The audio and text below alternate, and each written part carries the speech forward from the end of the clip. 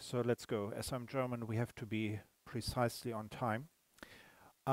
So welcome everybody to my talk, Can We Measure Developer Productivity? My name is Eberhard Wolff. I'm with Swag. We are a consultancy company, about 10 people from different backgrounds. So my background is in software architecture, usually things like, well, these things, developer productivity, but mainly software architecture and domain-driven design. And my colleagues are more about product management, project management, and these kinds of things. I am a regular speaker at different conferences. I do a stream about software architecture on every Friday in German, mostly, I'm afraid. I do consulting, training. That's roughly what I do. And I've added a link to my company as well as a link to my homepage where you can find all the other information about me. So can we measure developer productivity? So who thinks that lines of code is a good measure for developer productivity? Like the lines of code I've written. Who thinks it's not? Yeah, that's like the vast majority. I think nobody showed up for it's a good measure. And, you know, I don't want to make the point that this is obviously true. The point that I want to make is that actually it might still be helpful. So, you know, in the evening, so I think about, you know, the day, and I noticed that I just wrote 10 lines of code. But, you know, finally I fixed that very important bug. We all know these situations where one semicolon or one character introduced some kind of bug, and finally we fixed the problem. So then 10 lines of code is actually quite a lot of things that we wrote. If we wrote 10 lines of code and we spend so much time deploying software, then maybe there is something that we should learn from that, and maybe we should fix deployment because it's a waste of time. So now we are in the area where reflecting on what we achieved today in terms of lines of code actually helps us to notice that we are not that great after all, and to fix things. And when I wrote 1,000 lines of code that were really about, you know, yuck shaving, some kind of boilerplate code, then, and we provided no business value, that's not something that helps. So thinking about what you achieved during the day, in the evening, in terms of lines of code is actually something that is sort of helpful because it helps you to reflect. So I would argue that obviously we can measure productivity. We can just have very stupid metrics about it. I'm not going to argue that lines of code is a good measure. I would agree with you that it's not, but still it's helpful. And that means that the questions that we really should ask is, who measures? So if the manager measures the lines of code that I've written during the day, and it's part of a performance review, things are completely different, right? Then it doesn't make a lot of sense at all. If it's just for me, myself, to understand what I've done during the day, it's different. And so the question also becomes why? Is it because of the performance that is that later on, well, is mentioned in my performance review, or is it something else? And how is it actually done? And I think we already talked about one good scenario. So we can review our own productivity, even with stupid metrics like this, like lines of code. And we can also do that on the team level, like trying to figure out what we achieved in terms of some metric for the team. And then we can try to understand why, as I mentioned in the example, why we are so bad, how we can improve. And that's the motivation, right? So we fix deployment, for example, because we notice that we spend so much time and it keeps us from doing the real stuff, which is probably writing code. It helps us to understand that maybe we seemingly did a lot of stuff, but it really was pointless. So then we can try to understand, to help, and to improve. And that makes a lot of sense. Now, as I already mentioned, there are obviously problems. And one of the problems is Gotthard's law. And Gotthard's law says any observed statistical regularity will tend to collapse once pressure is placed upon it for control purposes. So that's very elaborate English for something that you can also expressed much easier for non-native speakers like me. So when a measure becomes a target, let's say lines of code becomes a target that you're measured by, it ceases to be a good measure. So it won't be a good measure anymore. And the sort of prototypical example that I can think about is test coverage.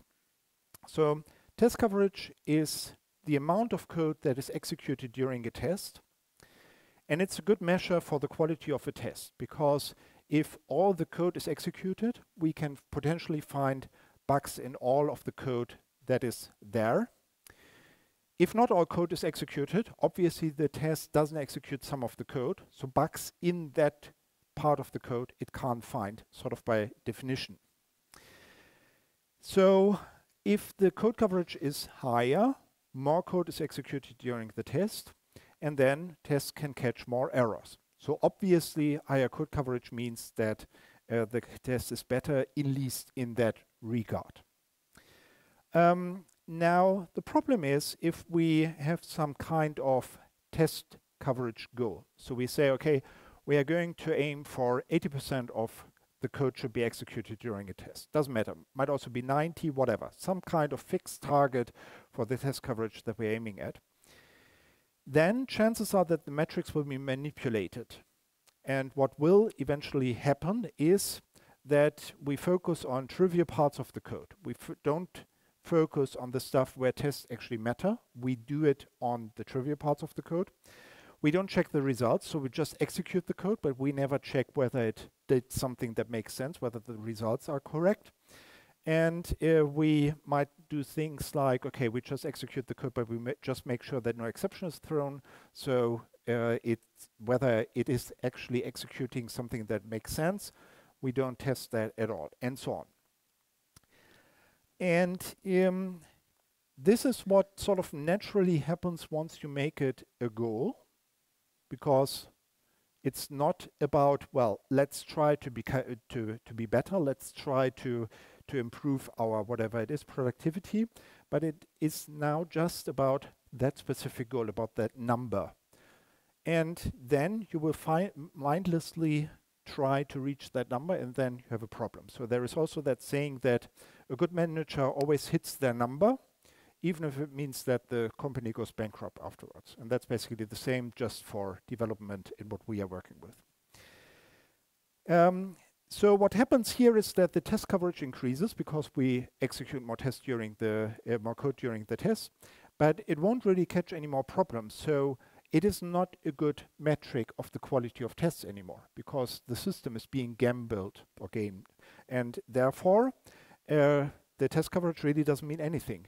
Whether it's 80% or 60% won't help us to get any more bugs to improve anything in that regard. So what's the solution here? Well, obviously we can be smart about what we measure, right? So we can do mutation testing, where we try to change the code, the production code, and see whether the tests fail. And then we have something else, right? So now we have a different target which says that the mutated code should make the test fail. We can do reviews of test code and so on. And I'm not arguing that this doesn't help. It's just that we are now in an arms race, right? Where there is a group that tries to gamble whatever I try to apply as a measure or as a metric. And they gamble it, so I must come up with new ideas to make it better. And I think that's just pointless. If I don't get some meaningful change in the team that they actually think they should improve, and that they should do it differently, better, I will end up in this kind of well, needless arm race. So the question becomes, should we not manage by metrics at all? And that's quite surprising, because there is this saying that you can only manage what you can measure. So there seems to be a contradiction. I think the problem here is sort of the purpose. Why are we doing the whole thing? And if the team tries to optimize itself, then that's probably not a case for Gotthart's law. So we are basically back to what I said in the beginning. When me as a person or my team tries to figure out how they can improve, then test coverage makes sense. So I look at the number, I try to think whether it's too low, too high. It gives me some feedback about my test. I will improve it, but it's not a goal that is forced upon me. If the management measures quality into software, it tries to make sure that the software is actually conforms to some kind of quality. They will probably fail because of Gotthard's law. And then they will probably do that arms race that I was talking about. So I would argue that the solution is to let the team decide whether and how they want to improve, to help them, to support them. And there is this idea to sort of pave the road that is, well, the one that you want the team to take. So not force something upon them, but rather say, okay, so I think test coverage gives you good feedback about the tests. Here is some setup that easily allows you to measure the test coverage of your tests. Why don't you try it and use it? It's very simple. It's just whatever it is, like 2 lines of code, something in the CI server, some very easy thing to do. And then you basically pave the road, and you would also well, support the people by introducing them to new techniques and new technologies. So, you know, if the test coverage is low, maybe they don't know how to properly test. So maybe you should educate them. And that's, again, a different thing. It's not about measuring by the goal. It's rather to help them and to support them. So at the end of the day, I would argue it always comes back to these problems. So who measures? Is it some management, the team itself? Why, if the management measures to support the teams, it's different from when they try to figure out, well, who to fire and who to keep. And also the question is how you measure that. Now, we've spoken about metrics on a fundamental level. So Gotthard's law applies to any kind of metrics that you might achieve to any kind of system.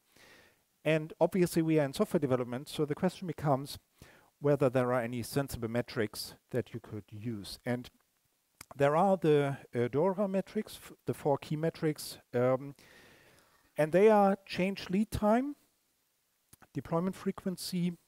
So change lead time is how long it takes you for any change to get it into production. Then there is deployment frequency, how often you deploy. I was in the last talk and Gerrit actually asked that very question, how often you deploy. How often changes actually fail, and also how long it takes you to recover from some deployment that failed. And there is a website about this, and you can look it up and get more information there. And okay, so let's try something. So obviously, if you have better lead time, you have better time to market, right? So a change goes faster into production. Now the question would be, does it also improve productivity?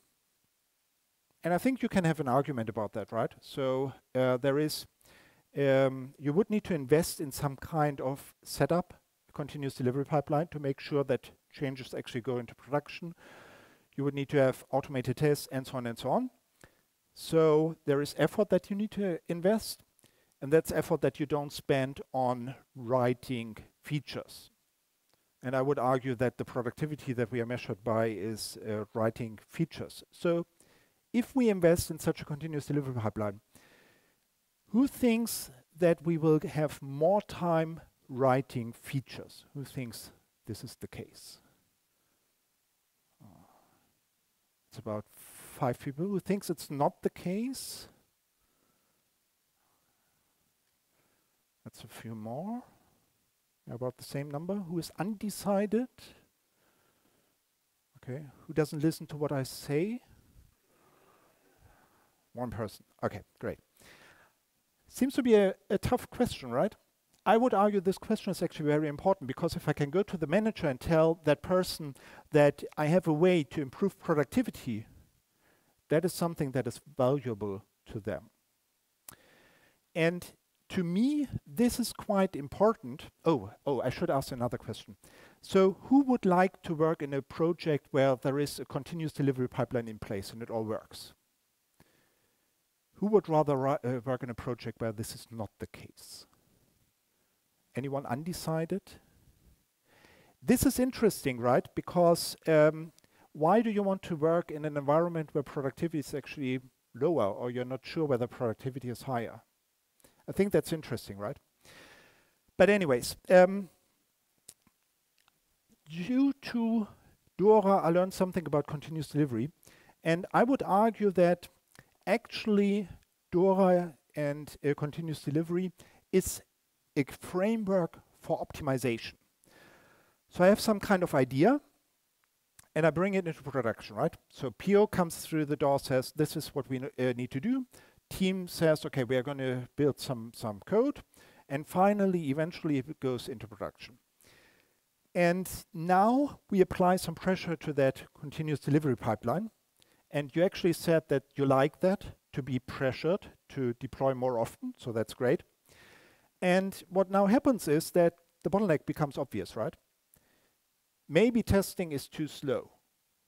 Maybe this is where we spend a lot of time, where we have a lot of problems, where it's cumbersome to work. So if we want to increase speed, we need to eliminate that bottleneck. And there is no system without a bottleneck. So there will be a new bottleneck somewhere. So here, for example, maybe deployment is too slow now. So we eliminate that. So what this means is that we have just defined a process to optimize software development. Because the bottleneck becomes obvious. This is where we spend lots of time, where it's cumbersome, where it's hard to work. And we eliminate that. And this is the reason, if you think about it, why if you apply that kind of pressure, you will have better productivity. And this is actually what DORA says. So there is empiric evidence about that this is what happens, that you get better productivity. And this is something that you can talk to your manager about, right? So you want to increase productivity, you want more features, invest in continuous delivery, because this is how you can optimize the process. Typical bottlenecks are configuration management, testing, deployment, also change approval, because eventually, if you have some person who actually looks at the changes and approves them, that person will become the bottleneck. So you have to eliminate, well, probably not that person, but the process, right? And you know, a decoupled architecture might be something that hinders you, and so on and so on. So there is actually a broad variety of stuff that can get into your way, and you just will notice that by increasing speed and eliminating the next bottleneck that becomes obvious. This is, by the way, why lean manufacturing is also a solution to improve productivity in industrial production. So if you have a constant flow through your, whatever it is, car factory, and for example, you're assembling the car and you're putting doors to the car, and then there is not a lot of doors, so you keep the stock of doors low, limited, then you will notice that there is something wrong with the door production if you ran out of doors. If you run out of doors, then obviously the production is wrong. It becomes very obvious, and you can try to fix that. And this is the same principle, right? Bottlenecks become obvious, and you eliminate them, and you become more productive. So the typical solutions that you would use here is automation. In our business, it's a lot of about automation. But it also helps us with quality maintenance and therefore productivity as a whole. So the DORA metrics, I think, are actually sensible metrics. There is good empirical evidence. There are studies about this, the DORA studies, and I gave you the link so you can look it up there. And these metrics have many positive consequences. More time for new features, as I said, so more productivity in the sense of you can at least invest more time in development. There is also less burnout, which isn't, so this is also something that people, when I talk to them about this, they usually don't get it right. And I'm quite surprised because you all said that you want to work in such an environment. I would argue that an environment in which you want to work will have less chance of burnout, sort of by definition. So it should be sort of obvious that if you automate and increase the continuous delivery pipeline, then you will also get less burnout. And there are also relations to even the economic success of the overall company. So this is one metric that you could use. And again, just as a reminder, Gotthard's law still applies, right? So if you follow these metrics mindlessly, then you deploy quite frequently, but your deployment pipeline is bad, and then you will just have lots of pain, right? But then you're doing it wrong, and you have a problem concerning Gotthard's law. Yeah, so I saw the question. I will answer that one later. There are also other good metrics. So for example, business value, which is the outcome, ideally like a euro value that you can assign to your work. I would argue this is an important metric because it's easy to point out how much each of you costs, right? So there is some kind of money that you earn. So you just divide that by the number of days that you spend in a project. There you go, that's your cost. I think that's actually that's very important to you, but from an economic standpoint, I think it's not really that important because at the end of the day, it's about the value that you create. The idea is that you work on stuff that is more valuable than the money that you earn. Otherwise, your job is sort of pointless, right? And that means that this is actually very important. What's your outcome? How much euro, dollar, whatever, are you making the company? And that's hard to measure, quite the opposite from the cost. That's very easy to measure. So, but you know, some organizations at least require you to have a business case to run a software project. So they project some kind of revenue growth if you do that software project. And they can predict business value, or at least they think so. And maybe that is something that you should also try as a measure, or that is important if you want to look at your project and figure out whether how good you're making. And there are other metrics. So code quality is an example, complexity, number of dependencies, and so on, which again are not productivity itself, but they are related to it, right? So it's an indirect measure. So if you have the code quality, the assumption is that maintainability is better if the code quality is better, and therefore there you have your business or productivity advancement. As I said, I do a stream about software architecture almost every week, and I did one episode with the person who also wrote Your Code as a Crime Scene, Adam Thornhill. And he adds another point to these kinds of metrics. It's about behavioral code analysis. So he doesn't just look, he and the tools that his company created, they don't just look at the code itself, but also about how the people work with the code. And then things become quite interesting, right? So if there is one complex piece of code that is always changed, but there is just one person who changes it, that might be a problem, right? Because it means there is a monopoly, a monopoly in terms of people who can change that. It's just one person. You maybe want to deal with that. Yeah, why do we focus on these metrics? What is the science behind that? Generally speaking, empirical science in our field is hard, right?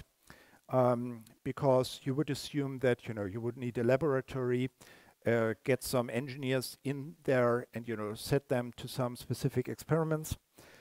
So is there any conclusion about specific metrics? So we somehow have to improve. Is gut feeling something that we can base that on? And this is something that I feel that I thought was very important, because if you go to some conference, there is some person saying, okay, this is the way to go. So what's the evidence? So why is that technique superior to what other people say? You should have a study, right? That basically says, okay, this is the implication that this is the setting, and I tested my technique, my technology, and turns out that this is really superior to the other approaches. This is basically not possible, and which leads to the problem, okay, so what do I do? I'm a consultant, right? So I'm asked for better approaches. And it turns out that there is not a lot of things that we actually really know about software development. So I did an episode with Hillel and what's the name again? So he wrote the Leprechauns of Software Development, Bossoi. And it turns out that a lot of the things that we think are like the 10x engineer, for example, they don't really exist. And my personal conclusion is that I try to give advices to my customers, and it's based on some logical conclusion, but I don't think that empirical evidence will help me a lot, because there is such a broad variety of projects, and every project is different. So I'm not sure whether it would help me if I would know, well, in general, this is the way to go, because the project that I might be looking at might be quite different. And that makes it hard to say, okay, here is the one set of metrics, the set of things that we should get right. This is how we are going to do it. But still, we should have some means to measure success and to measure what we are doing. And there is a framework that I think tries to solve the problem and has a very good approach, and that's SPACE. So SPACE is a framework of metrics. And what you would do is you would choose a specific set of metrics to understand a specific problem, which means it's not about, you know, saying, here is a team, we apply some metrics, and now we know team A is better than team B. It's rather about, okay, so we have a problem here with code reviews, for example. So what are we going to do? And then we try to figure out some metrics and try to improve the situation afterwards. And there is a matrix of metrics by levels and areas. So the levels are, for example, individual and so on. I will talk about that later. And the areas are different parts of the software development process, so to say. So levels, for example, the individual, team or group, some kind of group of people that work together, and the system. So those are the 3 levels. And the areas are things like satisfaction and well-being, like developer satisfaction and retention. And I think this is quite interesting, or even important, because it's hard to gamble, right? And chances are, as we've seen now with continuous delivery, if people feel uncomfortable, developers feel uncomfortable about what they are doing, chances are that it's probably not going great. So it's at least one thing that we should look at. And this is something that might be forgotten in at least, let's say, traditional management. Then we have so for code reviews, for example, it might be the satisfaction. So how comfortable do I feel about the reviews? Just a very subjective number. Then performance, so how fast do those code reviews go? How many can I do of them? Then the activity, the count of actions, so how many, so what's the score that those code reviews generally give the code? Communication, collaboration, thoughtfulness of the code reviews, and efficiency and flow. So for example, the productivity perception for code reviews again. So we would take a look at a specific thing, like code reviews in this example. We take some metrics, we measure them, and then we see where we are. And the recommendations are basically to use multiple metrics across multiple dimensions, at least 3, but not too many. At least one that is perceptual, something that humans think about the system to get this human side. And the idea here is to do a survey, right? To actually ask people some questions and get some answers. And that's subjective, but it's still and you would think that metrics should be some objective measure, but as we've seen, the subjective side is actually quite important.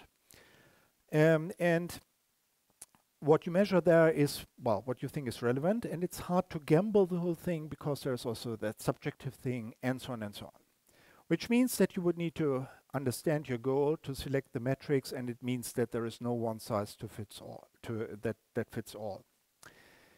So I think this is a comprehensible and sensible framework, right? It's a set of very many metrics that you can choose from. It means that you must tailor it to the environment. So we're back to the question, who measures what and why? So is it management that is interesting in something, or is it just the team trying to improve itself? It's very broad. It also takes into account things like communication, collaboration, and satisfaction, and so on. It's not just about, the code quality or some technical measures, and it goes a lot beyond pure performance. Now, the reason why, or one of the motivations why I did this talk is McKinsey. So they wrote a paper about measuring developer productivity, and I think there was a lot of bad perception about that paper, and to understand why that is the case, we have to spend a few slides about McKinsey, I think. So it's a business consulting company, as we all know, and if you have a paragraph in your Wikipedia article about the controversies, well, it already says something. And if you have one episode at John Oliver, then that even says a lot more. And this is not to bash them. It's actually quite the opposite. I think that the paper has some interesting points. It's rather to make you understand why the feedback was so bad. And the paper basically says, yes, you can measure software developer productivity, which in my opinion, is quite obvious, right? Of course we can, but that's not the point, as I mentioned at the very beginning. So McKinsey came up with a matrix consisting of the system level, the team level, and the individual level, and outcome optimization and opportunity focus. Sort of like space in a way, but different things, right? It's again a matrix, but the space matrix is of course quite different. And they have some selected metrics here from Dora and Space, so they're actually based on what I've talked about, and some additional metrics that they introduced themselves. And the first problem that I have with this approach is that there is a predefined set of space metrics. And that means there is no customization, which means it eliminates tailoring, and therefore the discussion about the why. And I think that's very important, right? If I don't know which problem I'm trying to solve, what I'm trying to understand, then I lose the goal of the whole exercise. So therefore, this discussion is actually quite important. Then they added some stuff that they did themselves. And here it becomes somewhat, I think, here is probably most of the criticism. So they're measuring individual contributions to the backlog using Jira and custom tools. That's what the paper says. And of course, managers can manage expectations and improve performance that way. That's what they argue. And I think here is a problem, right? Because I'm not sure whether that's a sensible metric. So if I work on some Jira issues, it seems that I'm generating value. But if I just work on the very simple ones, I get a lot of Jira issues solved, but the hard ones will never be solved. So maybe that's a problem. And also, remember Gotthard's law, this is probably what I'm going to do, right? I would just go for those tickets that are easy to solve, and I would just leave the others and try not to work on them. So tasks that might be important but are time consuming, how do I get that in, that into account? And what do I do if I'm a consultant, right? I do this this is basically my job. I'm just supporting other people. So if you apply a measure like this to me, I would just score 0, right? Because I don't work on any Jira issues. Still, I feel that I can solve problems in teams and help others. And this is something that you can have in your team, right? Some senior developer who just, well, not just, but tries to help others. And that's actually probably the most important person in the team, because it's the one that everyone else relies on. And you will never get that through that metric. And also the other problem is that somehow this is not about business value, right? So there has to be something, some kind of optimization based on business value. And it's not like all Jira tickets are created equal, right? There are the ones that are more useful and the ones that are less useful. So that is also something that you have to take into account. The other thing that McKinsey added is they talk about an outer loop, and then obviously there is also an inner loop. So the outer loop is deployment, security and compliance, integration, and some kind of meetings. So it's like the big thing that keeps the project rolling, right? So we have another deployment, we have the compliance stuff, we integrate stuff, we do meetings, these kinds of things. And then there is the inner loop, which basically says, okay, we are building software, we are testing the software, and we do coding. And what they say is that you should optimize for time in the inner loop. Which I guess as a developer you can relate to, because you assume that this is like the real work, right? And this is also why you became a developer, I guess. But the problem really is, so that means that I just hack away, I do some stuff, and I skip the meeting where I could have learned that what I did doesn't make any sense whatsoever because there was no business case. And I never understood the problem really because there was no meeting. And I don't see how this makes any sense. Quite the opposite. I would argue that the problem that we are facing in software development is a problem of communication. You have to understand what you're doing, what you're supposed to do, and this is the hard part. Coding is probably the easier part. I don't know how you feel about it. Me, I spend most of my time in meetings, and I hope that at least some of them are productive. And then they have some developer velocity index, so they have 46 drivers and 13 capability areas, technology, working practices, and organizational enablement. And which basically means, okay, you can have some consultant go to your company, look at all these drivers, and figure out how good your development organization is.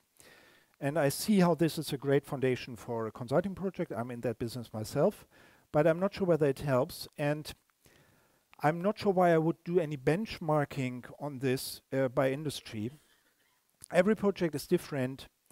And I believe that you can arrive at meaningful results more directly and quickly. For example, through interviews, right? If you talk to people and you try to figure out what they think the problem is, it gives you a good hint what the problem really might be. You must still think about it and see what the rest of the industry does, think about best practices, but it's much faster to go that way because the chances are they will either tell you directly what is going on and where the problem is, or at least talking through to them, you get some idea about what is going on. And then there is finally the talent capability score, where they say, concerning individual skills, you want to have a diamond, like the majority of people are in the middle. Not excellent, but not bad either. So if you have too many inexperienced individuals, you do some training. And I don't know why you wouldn't aim for the best, but that's what they say. Okay, so basically, if you look at it, it seems like a somewhat flaky thing, right? So they took space, they took away the customization, which I think is very important. They tried to optimize for the inner loop, which is, as we've seen, something that you can discuss about. They say you don't need to aim for the very best people. It's fine if you get average people. So there is a lot of stuff that we can discuss about. What I found interesting in that paper are the case studies. So there is one example where they said, developers spend too much time on designing and managing dependencies. So they clarified roles, and the result was that more code was produced. So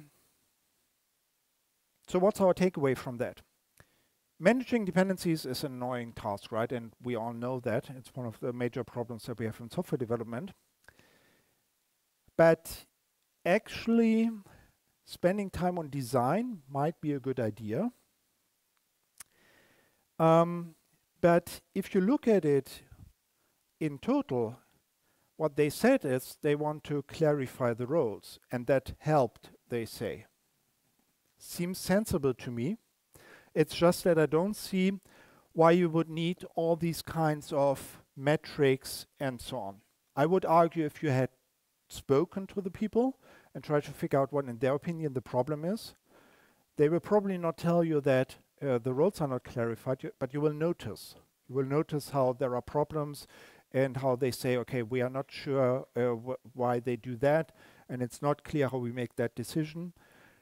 And then it's probably faster to come to the conclusion to clarify roles. But nevertheless, this is sensible, right?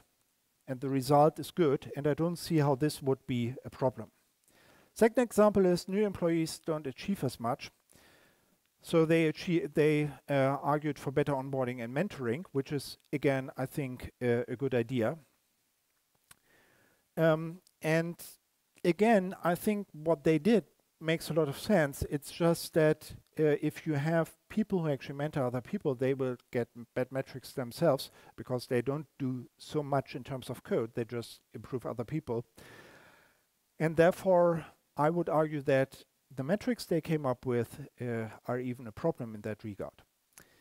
So, and also their recommendation basically is to learn the communications with, to learn the basics of communication with C-level. I think that makes a lot of sense. Technical people have a problem with that because they are just, well, technical people. So by definition, C-level people speak a different language, but they make the decisions, and we have to be very clear about that. We should assess our systems. So for example, we should measure test coverage. And you should build a plan, so you should have a concrete goal.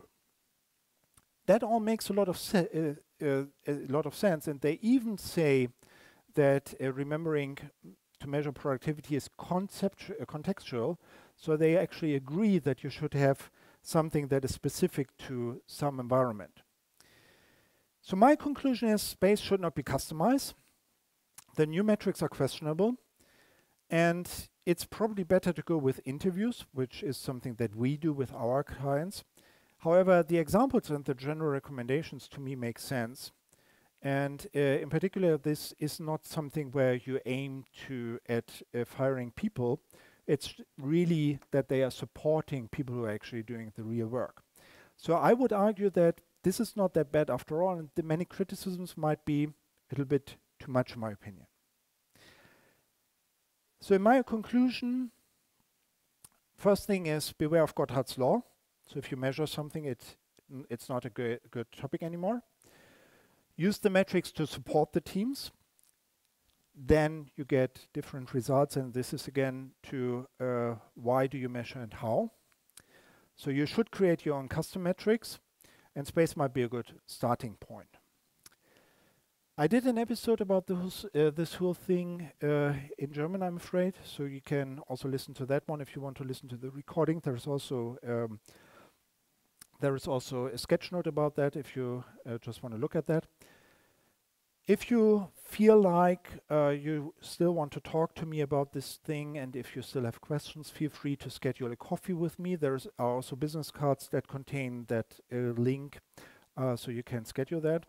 If you want to download the slides, they are here, and there's also the Slido link for the questions and so on. There is one question, and I think I still have 1 minute left. So the question was, do you think that better architecture and design can increase productivity by providing better alignment before before starting implementation and deployment? Yes. And if you look at the Dora metrics and the Accelerate book in particular, They say that a good architecture should try to increase the autonomy of the teams to make them able to make their own decisions and to work independently. And that increases productivity. So that's basically also the goal of architecture. I'm not sure whether I would subscribe to the idea that you do architecture before implementation. To me, it's an ongoing process, but that's a different topic. Question seems to think it's one phase before that, but that's my idea. I have another question. One question. Great. Thank you. Metrics are spoiled once they become goals. How to set goals then? That's a good point. And how shall I put it? We are so one idea might be to give engineers something to fiddle with, something to figure out. So and try to talk to them about business goals and try to make them find a way to business goals. I think, and it's not about metrics are spoiled, right? What Gotthard's law says, it's a problem if they become a goal. So I think the real tough problem is to change how the people work and how they perceive their work and how valuable they find their work. And that is something about culture. So this is where I would invest. It doesn't say that metrics are spoiled, right? That's not what the talk said. The talk said they are spoiled if they become a goal. So don't make them a goal and try to make developers understand business problems and try to align them behind them. I think that's the idea. Thank you for the question. Okay, thanks. Oh, and I will still be around for some time, maybe also outside, so catch me if you have any questions. Also take a business card. And thanks a lot for listening and for the questions and so on. Thank you.